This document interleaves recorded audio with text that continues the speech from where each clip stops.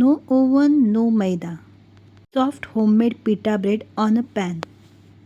Let's make soft homemade pita bread. In a bowl, add whole wheat flour and salt. Then add 1 teaspoon of baking powder and half teaspoon of baking soda. Mix all well. Now add curd. Give it another mix. Gradually pour a warm water to make a soft dough. Once the dough is ready, add little oil and knead until smooth.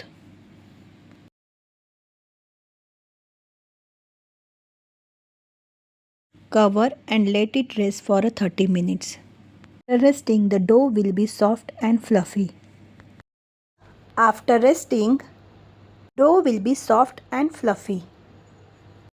Knead it once again and apply little oil.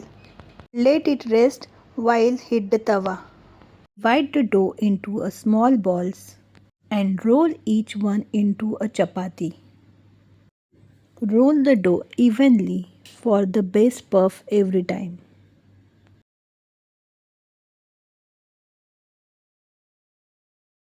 Place it on a hot tawa over medium heat. When bubbles appear, flip it and cook the other side.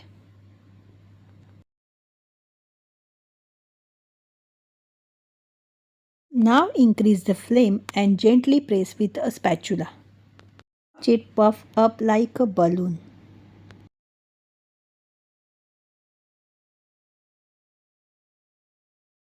Roast both sides until lightly golden.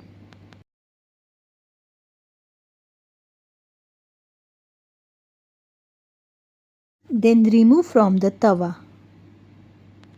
Soft, fluffy, homemade pita bread is ready. And that's the puffy pocket ready to fill with your favorite stuffing.